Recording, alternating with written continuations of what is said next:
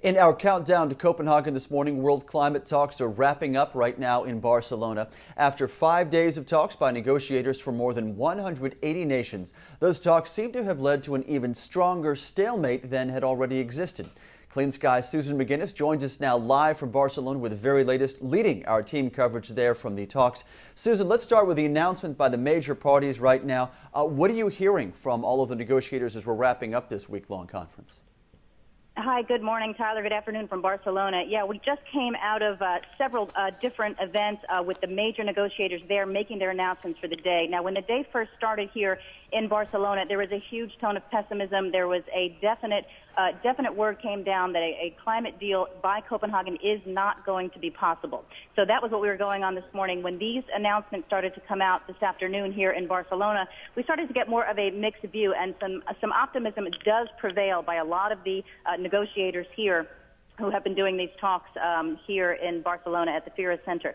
So we just heard from Yvo de Boer, who's the UN Secretary General. He is the chief negotiator for UN. He is sounding a very optimistic tone. He does believe that solid numbers can be had by Copenhagen. Our Clean Skies executive editor Margaret Ryan asked a direct question about getting numbers out of the U.S. by Copenhagen, and he said thinks it is perfectly possible to get numbers out of the U.S. This is regarding, of course, emissions reductions targets, which was the big reason for this huge impasse that we've been talking about. He does believe we can get numbers out of the U.S. He said, of course we can. There's a number in the House bill. There's a number in the Senate draft bill. And so clearly the yes.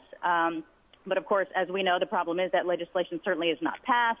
It certainly is not also anywhere along the lines of what is being asked of developed nations by developing nations, which is a 40% cut. The legislation in the U.S. is closer to 17 to 20%.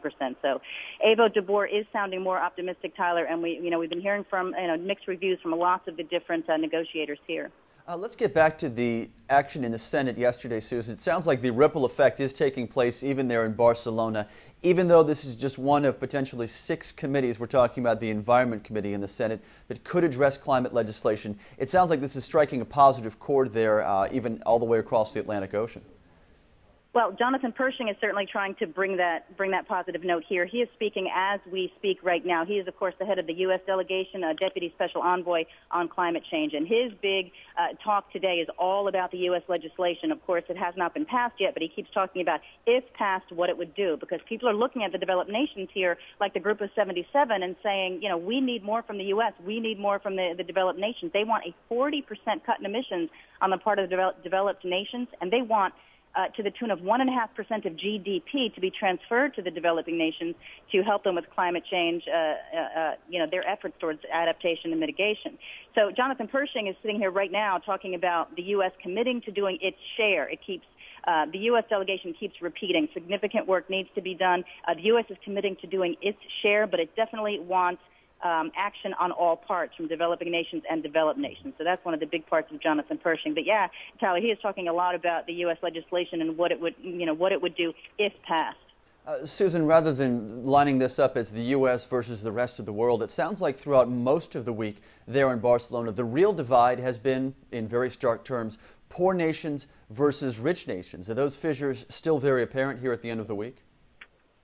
At the end of the week, that is absolutely the tack. We did have some positive words coming out of India. India took a different stance than the rest of the G77, which is the big group of developing nations, and that does include the Africa group, which, as we said earlier this week, walked out of the talks. India today took a very different stance, saying they're not going to give up. They really started the more positive tone that happened on Friday morning.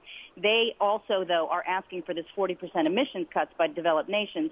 Their chief negotiator, who is Shyam Saran, for India, says that the country is not ready to give up. They continue to work toward an equitable deal in Copenhagen. But the head of that G77 bloc, that is Stanislaus Mbumba, he says that what is needed between now and Copenhagen is a real change of heart and a real change in the hearts and minds of the developed countries, and that will only be demonstrated by figures. Again, asking for hard numbers. He says it'd be a mockery to pretend in Copenhagen that just a political agreement, which is what started to come out at the end of the day yesterday, that it's only going to be a political or framework agreement. He says that would be a mockery to pretend that that would be sufficient. So In general, Tyler, I would say the developing countries are still taking a stand that they must have hard numbers.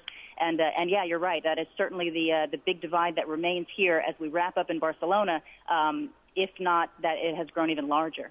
Susan, final question. Would you say this is the typical end of these international talks, whereas there's not much progress day by day by day? We get to the final wrap-up and everyone's ready to make a statement or some kind of conclusion that, yes, we have accomplished something throughout this process? I'm sorry, I don't understand your question. Susan, curious about this being a typical day and that it's been such a quiet week in terms of strides or progress being made there in Barcelona. Are you seeing the results today of everybody making their wrap-up remarks, their conclusions, and saying, yes, we did make some progress this week?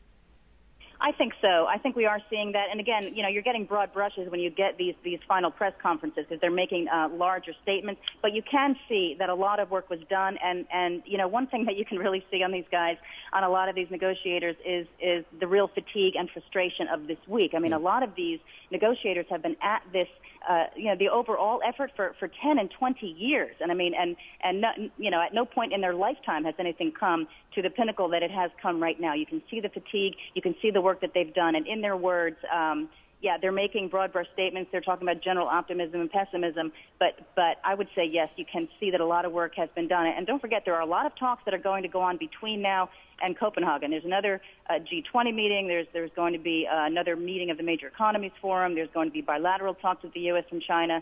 And again, those talks in Copenhagen do last 2 full weeks. And so I do believe that some of the optimism that these leaders are trying to convey in these meetings, in these final press conferences today, that there is something to that.